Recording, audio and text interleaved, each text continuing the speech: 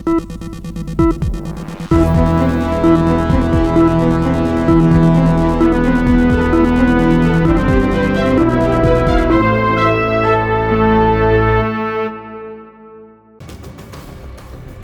प्रदेश में विधानसभा की 9 खाली सीटों पर होने वाले उपचुनावों की सरगर्मी तेज हो गई है। अभी हाल ही में मुख्यमंत्री योगी आदित्यनाथ ने दिल्ली में पीएम मोदी और बीजेपी के राष्ट्रीय अध्यक्ष जेपी नड्डा से अचानक मुलाकात की। इस मुलाकात ने प्रदेश में सियासी तापमान और बढ़ा दिया है और चर्चा है कि इसमें उपचुनाव के संदर्भ में रणनीतियों पर विचार हुआ। इसी बीच सपा के अध्यक्ष अखिलेश यादव ने लोकसभा चुनाव में इंडिया गठबंधन की मिली जीत के मोमेंटम को बनाए रखने के लिए पूरी तैयारी शुरू कर दी है। उन्होंने सभी 9 सीटों पर जीत हासिल करने के लिए एक ठोस रणनीति बनाई है और प्रत्याशियों से प्रचार संबंधी डिटेल मांगी है। सपा को इन 9 सीटों पर इंडिया गठबंधन के तहत अन्य दलों का समर्थन प्राप्त है, जबकि कांग्रेस ने इन चुनाव में कोई प्रत्याशी नहीं उतारने का निर्णय लिया है।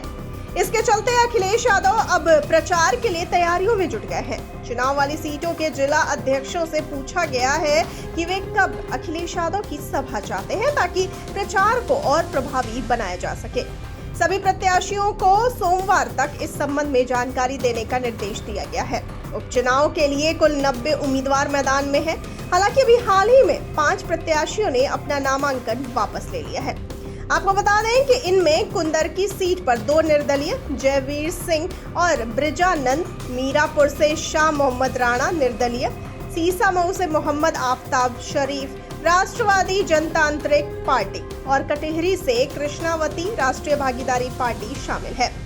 अब उपचुनाव में मुकाबला और भी दिलचस्प हो गया है। इन 9 विधानसभा सीटों पर उपचुनाव हो रहे हैं। कटेहरी अंबेडकर नगर, करहल मैनपुरी, मीरापुर मुजफ्फरनगर, गाजियाबाद मझवा मिर्जापुर, सीसामऊ कानपुर नगर, खैर अलीगढ़, फूलपुर प्रयागराज और कुंदर की मुरादाबाद।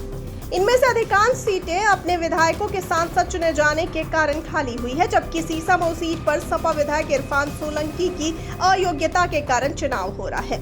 चुनाव आयोग ने 15 अक्टूबर को इन 9 सीटों पर उपचुनाव की घोषणा की थी। मतदान 13 नवंबर को होगा, जबकि मतगणना 23 नवंबर को की जाएगी।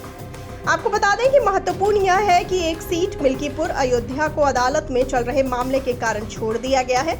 इस उपचुनाव में सपा ने प्रभारियों के साथ सभी फ्रंटल संगठनों को जिम्मेदारी सौंपी है और सपा के नेता अब डोर टू डोर कैंपेन के जरिए मतदाताओं तक पहुंचने की योजना बना रहे हैं।